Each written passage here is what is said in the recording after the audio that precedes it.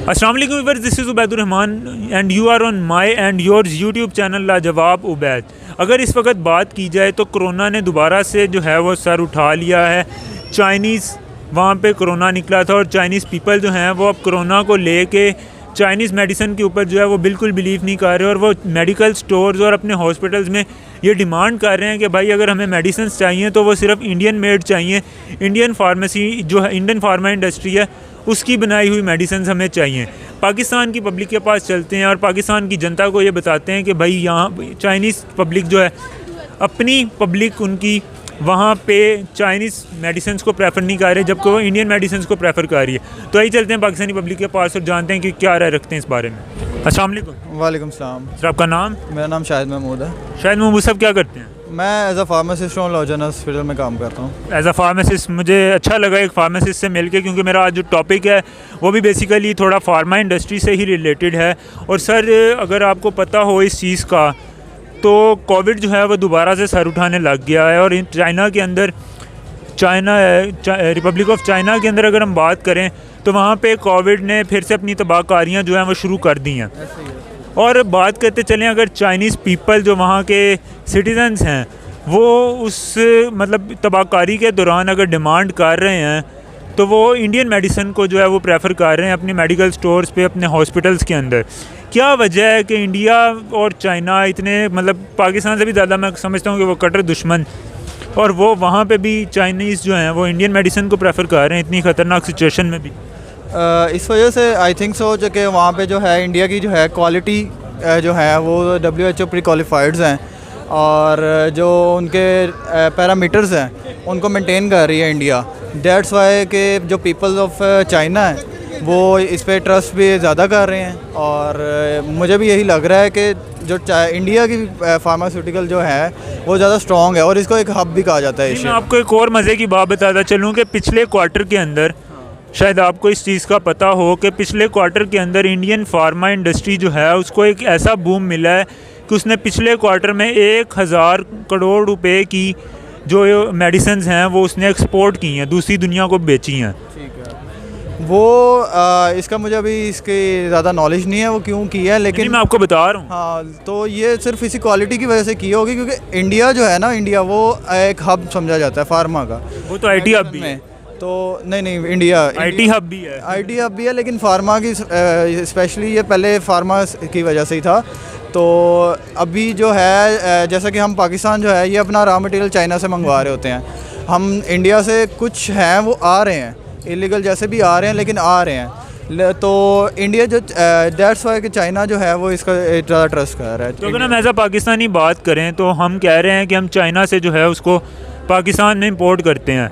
हम अपनी मेडिसिन जो है वो कौन सी बनाते हैं? क्योंकि मुझे तो जहाँ तक पता है हम तो अपना पैनाडोल का पत्ता भी नहीं बनाते, क्योंकि इंपोर्ट हमारी इतनी जब बैन हुई है उसके बाद से पैनाडोल मिलना ही शॉर्ट हो गई थी। पैनाडोल जो है वो तो मैन्युफैक्चरिंग अभी इसकी स्टॉप की हुई है, वो क्योंकि डॉलर्स की वजह से पाकिस्तान में जो इन्फ्लेशन आया है उसकी वजह से हो रही है। लेकिन पैनाडोल भी पाकिस्तान में ही मैन्युफैक्चर हो रही थी। रॉ मटेरियल इन केस वो बाहर से आ रहा है, जैसे भी है वो बाहर से आ रहा है, लेकिन जो मैन्युफैक्चर है वो पाकिस्तान में ही हो रही है। पाकिस्तान में लोकल कितनी भी फार्मास्यूटिकल कंपनीज़ हैं वो भी पाकिस्तान में ही मैन्युफैक्चरिंग कर रही हैं और काफ़ी प्रोडक्ट्स हैं जैसे हमारी लेकिन जिस पे पाकिस्तान का फेथ भी है। लेकिन जो मल्टीनेशनल कंपनीज़ अगर देखें MNCs तो वो पाकिस्तान से विड्रॉ कर रही हैं, that's why just because of यहाँ पे डॉलर इन्फ्लेशन बहुत ज़्यादा हो गई है। तो हमें जो है सबसे पहले इस पर काम करना चाहिए। तो जो दुनिया पूरी जो है, अगर मैं बात करता चलूँ फार्मा इंडस्ट्री से रिलेटेड, क्योंकि मुझे बड़ा एक मतलब मज़ा आ रहा है बात करते हुए कि मैं एक फार्मासिस्ट से ही बात कर रहा हूँ। दुनिया पूरी जो है वो फार्मा इंडस्ट्री के अंदर इंडिया को ज़्यादा प्रेफर करती है। कहीं ना कहीं आपको लगता है कि इसकी वजह जो है वहाँ के जो प्रोफेसर्स हैं, वहाँ के जो साइंटिस्ट हैं, जो उस फील्ड से रिलेटेड हैं, जो उसके पीछे काम करते हैं, जो मेडिसिन बनाते हैं लैब्स के अंदर, वो उसके पीछे कहीं ना कहीं वजह रिसर्चेस वहाँ पे बहुत ज़्यादा हो रही होती हैं। वहाँ पे जितने भी ये हमारी थ्योरीज़ और ये जितने भी पेपर राइटिंग्स वगैरह जो जितने भी हो रही होती हैं वहाँ पे इंडिया में बहुत ज़्यादा है। वहाँ पे साइंटिस्ट बहुत ज़्यादा हैं। तो पाकिस्तान में एज एट कोई ऐसी चीज़ नहीं है कि यहाँ पे कोई रिसर्च की जाए किसी स्पेसिफिक रहते हुए, किसी पैरामीटर्स पे रहते हुए। तो इंडिया जो है ये फैसिलिटी देती है। That's why। पाकिस्तान को इस हवाले से इस फील्ड के अंदर इंडिया से सीखना चाहिए। इंडिया से सीखना चाहिए, और ये स्पेशली जहाँ पे जितने भी डॉक्टर्स हैं उनको चाहिए कि जो बाहर जा रहे होते हैं एज आ कंडीशनल, जो अपने पैरामीटर्स को पूरा कर रहे होते हैं, उन्हें चाहिए कि पाकिस्तान में भी ना रिसर्चेस करनी चाहिए। अस्सलाम वालेकुम। वालेकुम अस्सलाम। वालेकुम अस्सलाम। फिर क्या नाम है? अली रज़ा। आदिल शहजाद। आदिल शहजाद भाई, मुझे ये बताएं कि बेसिकली भाई भाई भाई भाई सर देख लो वो कैमरा लगा होया, तुसी अगों लंघी जा रहे हो। आ जाए। अस्सलाम वालेकुम। वालेकुम अस्सलाम। वालेकुम अस्सलाम। सर आपका नाम? अली रज़ा। आदिल शहजाद। आदिल शहजाद। अली रज़ा और आदिल शहजाद भाई, मैं जिस टॉपिक के ऊपर आज वीडियो बनाने जा रहा हूँ, बेसिकली वो टॉपिक ये है कि अगर हम बात करते चलें अपने हमसाया मुल्क चाइना की, तो हम सबको पता है कि कोविड जो था वो वहीं से फैला था, और वहाँ से फैलते हुए वो पूरी दुनिया में गया, और उसने पूरी दुनिया के अंदर जो है, अगर हम बात करें तो तबाहकारी फैलाई थी और करोड़ों लोगों की जानें वो लेके गया था। और अब दोबारा जो है वो कोविड ने सर उठा लिया है। और अगर हम चाइना में बात करते चलें तो जो चाइनीज़ लोग हैं वो चाइना की मेडिसिन की बजाय इंडियन मेडिसिन को प्रेफर कर रहे हैं। यानी कि जब वो मेडिकल स्टोर्स पे जा रहे हैं, हॉस्पिटल्स में जा रहे हैं, तो उनका कहना यह है कि हमें चाइनीज़ मेडिसिन की बजाय इंडियन मेडिसिन दी जाए। तो क्या लगता है आपको कि इंडिया, अगर हम फार्मा इंडस्ट्री में बात करें तो इंडिया क्यों इतना बूम पे जा रहा है? सर बात सबसे पहले ये कि इंडिया जो हर फील्ड में, जैसे मैं आईटी के रिलेटेड स्टूडेंट हूँ, तो मैं आईटी के रिलेटेड बताऊँ कि हर चीज़ में इंडिया हम सबसे आगे है। ठीक है, आईटी में भी वो सबसे आगे जा रहा है, मेडिकल फील्ड में वो सबसे आगे जा रहा है, और जो जितनी भी फील्ड हैं, आप होटल मैनेजमेंट सिस्टम का देख लें, उनमें भी सबसे ज़्यादा जो है ना वो इंडिया सबसे आगे जा रहा है। तो यही वजह मेरे ख्याल से कि जो है ना सभी लोग इंडिया की मेडिसिन को ज़्यादा प्रेफर करते हैं। उसकी वजह ये कि उनके पास बहुत ही अच्छे और काबिल जो है ना वो उनके प्रोफेसर्स वगैरह और हर चीज़ वो उनकी फार्मासिस्ट जो इंडिया के अंदर जो साइंटिस्ट हैं जो वहाँ पे मेडिसिन बना रहे हैं, जो फार्मा इंडस्ट्री के अंदर काम कर रहे हैं, वो काफ़ी ब्रिलियंट और शार्प माइंडेड हैं कि वो ऐसा जितनी अच्छी मेडिसिन बना। और मैं आपको एक और मज़े की बात बताऊँ कि पिछले क्वार्टर के अंदर इंडिया ने अराउंड 1000 करोड़ रुपए की मेडिसिन जो हैं वो एक्सपोर्ट की हैं। जी जी बिल्कुल, आपने बिल्कुल ठीक बात की है कि जो उनके प्रोफेसर हैं वो सबसे ब्रिलियंट हैं। वो जो अपने छोटे लेवल के लोग होते हैं उन्हें मौका देते हैं, जो ब्रिलियंट लोग होते हैं उन्हें ऊपर लेके आते हैं। अपनी कोई भी इंडस्ट्री है ना, वो सबसे पहले अपनी इंडस्ट्री को प्रमोट करेंगे, चाहे उनकी फिल्म इंडस्ट्री हो, चाहे वो मेडिकल के रिलेटेड हो, आईटी के रिलेटेड हो, कोई भी इंडस्ट्री हो, वो सबसे पहले उसे प्रमोट करते हैं। तो आपको क्या लगता है कि जो चाइनीज़ लोग हैं, चाइना के अंदर कोविड फैला है, चाइना की वजह से फैला है, तो वो इस काबिल भी नहीं है कि वहाँ के लोग जो हैं वो उनकी मेडिसिन को जो है वो प्रेफर करें? जी बिल्कुल, देखें बात यह है कि मैं एक आईटी का स्टूडेंट हूँ। मैं आपको उस रिलेटिव बताऊँगा कि इंडिया इस वक्त हमसे आईटी में सबसे आगे है। कैसे कि इंडिया में हर वो अदारा, जैसे फेसबुक ले लें, पेपाल ले लें, ठीक है, अमेज़ोन, ये सब चीज़ें बहुत पहले से वहाँ पे उनके ऑफिस बने हुए हैं, उनके दफ्तर बने हुए हैं, हर चीज़ अवेल है उनके पास, और वो उनका एक छोटा छोटा बच्चा है वो ऑनलाइन काम कर रहा है। हमारे पाकिस्तान में अभी तक फेसबुक मोनेटाइजेशन ऑन नहीं हुई है, ठीक है, ना हमारे पाकिस्तान में पेपाल है। मतलब हम सबसे मेन मसला ये आ जाता है, जिसकी वजह से हमारे सोर्स ऑफ अर्निंग पे भी बहुत ज़्यादा असर इस बात का होता है कि हमारे पाकिस्तान में ये चीज़ें अवेल नहीं हैं। तो हमें चाहिए कि हमारे पाकिस्तान के लिए ये मैसेज है, और हमारी गवर्नमेंट के लिए, आईटी के लिए ये है कि ये चीज़ें हमारे पाकिस्तान में होनी चाहिए, ठीक है, जिसकी वजह से ज़्यादा रोज़गार फ्राहम होंगे। देखें आप अभी हाल में आपने सुना होगा कि टेक्सटाइल मिल्स वगैरह सब कुछ बंद हो रही हैं, तो कितने लोग हैं जो बेरोज़गार होंगे, ठीक है। तो यहाँ पे लोग काम करना चाहते हैं, लेकिन वो कैसे करें कि एक चीज़ है जो यहाँ पे मौजूद ही नहीं है हमारे पास। हमें काम करना आता है, लेकिन एक सोर्स ऑफ अर्निंग जिसके ज़रिए हमने पाकिस्तान में पैसा लेके आना, वो ही नहीं है पाकिस्तान में मौजूद, ठीक है। तो अगर हम इंडिया की बात करते चलें तो इंडिया के अंदर जैसे आपने बताया कि आपका आईटी बैकग्राउंड है, तो वहाँ पे पेपाल भी है, वहाँ पे अमेज़ोन भी है, Amazon.in भी है, यानी Amazon.India भी है कि वहाँ पे भी जो है वो फंक्शनल है। पाकिस्तान में अभी तक अमेज़ोन की फील्ड जो है वो नहीं आई। आज से 2-3 साल पहले हमने सुना था कि भाई पाकिस्तान में जो है वो अमेज़ोन पे काम आप पाकिस्तान से बैठ के कर सकते हैं, जो यहाँ के लोगों के लिए एक बहुत बड़ी जो है वो, अगर हम बात करें तो एक बहुत बड़ी एक अपॉर्चुनिटी समझी जा रही थी कि वो यहाँ से बैठ के काम कर सकते हैं।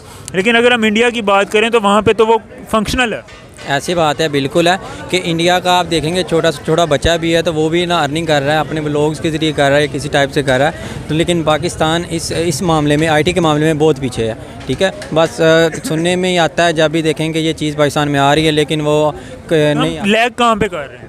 यहाँ पे कि हमारे जो आईटी के मिनिस्टर्स हैं, मैं जहाँ देखता हूँ कि हमारे आईटी के जो डिपार्टमेंट्स हैं वो इस काबिल नहीं है, वो यहाँ तक उनको पता ही नहीं है, उनको खुद नहीं पता कि आईटी क्या चीज़ है। ठीक है, उनको खुद नहीं पता। उनसे अच्छे वो लोग हैं जो पाकिस्तान में काम कर रहे हैं बैठ के। ठीक है, मुझे खुद, अगर मैं आपकी अपनी ज़ाती राय बताऊं तो मुझे लगता है कि आईटी का मिनिस्टर उस बंदे को होना चाहिए जिसने आईटी का कोई काम किया हो। एक सियासतदान को आईटी मिनिस्टर, एक सियासतदान को जो है वो हमारा, अगर हम बात करते चलें तो वो फार्मा मिनिस्टर, या हम क्या उसे नाम देंगे, सेहत का मिनिस्टर, हेल्थ मिनिस्टर नहीं बनाना चाहिए। बिल्कुल नहीं बनाना चाहिए।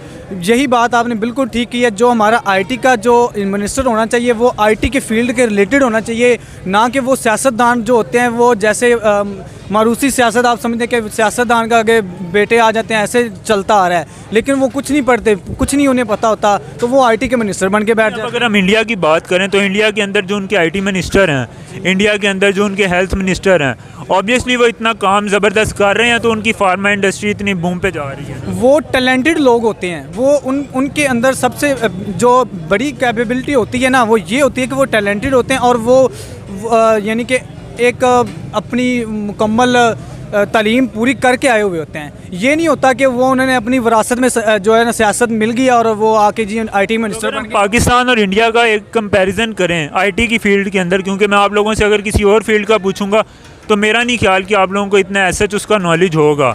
आईटी की फील्ड के अंदर अगर हम इंडिया और पाकिस्तान का कंपैरिजन करें तो आपको क्या लगता है कि पाकिस्तानी यूनिवर्सिटी का एक आईटी स्टूडेंट और एक इंडियन यूनिवर्सिटी का आईटी स्टूडेंट क्या ये आपस में कम्पीट कर सकते हैं? आप पाकिस्तानी यूनिवर्सिटी का एक स्टूडेंट ले लें और इंडिया की आईटी की यूनिवर्सिटी का स्टूडेंट ना लें, आप एक लोकल उनका जो है ना स्टूडेंट ले लें, लोकल स्टूडेंट। हमारी आईटी का स्टूडेंट का वो उनका मुकाबला नहीं कर सकता, वो कंपैरिजन नहीं कर सकते।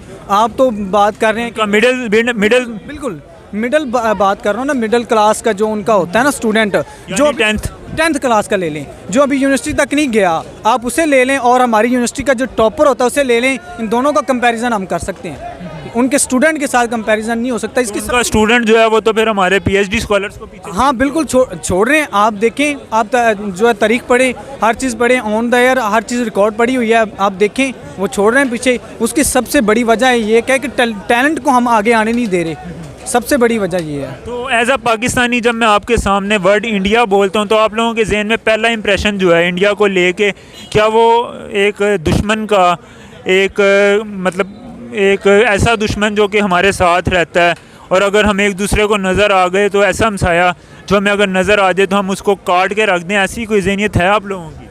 नहीं, बिल्कुल नहीं, ऐसी बात नहीं। अगर हम सब लोग ऐसा सोचेंगे तो मामलात हमारे जितने भी हैं वो और ज़्यादा ख़राब होंगे। ठीक है, मैं समझता हूँ कि हमारे भी अभी हम काम करते हैं, फ्रीलांसर है, हम आईटी के स्टूडेंट हैं, हमारे उधर के जो हमारे दोस्त हैं इंडिया के हमारे साथ काम करते हैं, बहुत अच्छे हैं। लाजमी नहीं है कि हमें हर बंदा ही बुरा है।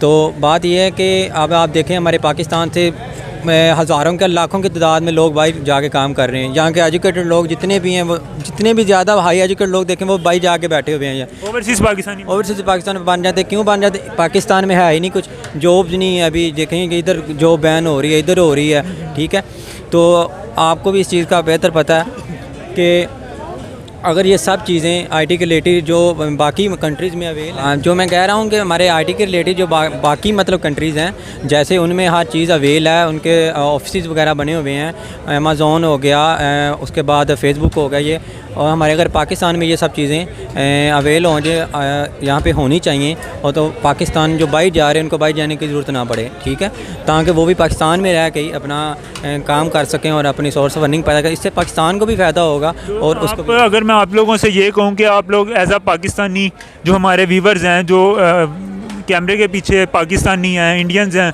उनको कोई पैगाम देना चाहें मोहब्बत भरा, तो क्या पैगाम देंगे? सबसे पहले तो हम यही पैगाम देंगे, तो ऑब्वियसली जो हमारे पहले पाकिस्तानी थे वो भी यही पैगाम देते हैं, अमन का पैगाम देते हैं, ताकि हम एक दूसरे के साथ मिल के ग्रो करें। ठीक है, और जो हमसाया होता है उसके सबसे पहले हकूक़ होते हैं। ठीक है, कुरान मजीद में भी कहा गया हमें कि हमसाये के सबसे ज़्यादा हकूक़ होते हैं, तो हमें यही पैगाम है कि उनके साथ अच्छा ताल्लुक़ रखना चाहिए। सो व्यूअर्स, ये थी हमारी आज की वीडियो। उम्मीद करता हूँ कि आप लोगों को आज की वीडियो, आज का कंटेंट काफ़ी अच्छा लगा होगा। अगर आप लोगों को आज की वीडियो अच्छी लगी है तो काइंडली वीडियो को लाइक कर दीजिएगा, चैनल को सब्सक्राइब कर दीजिएगा। मुझे इंस्टाग्राम पे आगे ये ज़रूर बताइएगा कि आप लोगों को वीडियो कैसी लगी, और इंस्टाग्राम पे फॉलो करना बिल्कुल मत भूलिएगा। मिलते हैं बहुत ही जल्द एक अच्छे, मज़ेदार और इंटरेस्टिंग टॉपिक के साथ। तब तक के लिए अपने होस्ट उबैदुर रहमान को दीजिए इजाज़त। अल्लाह हाफिज़। शहर में गाँव में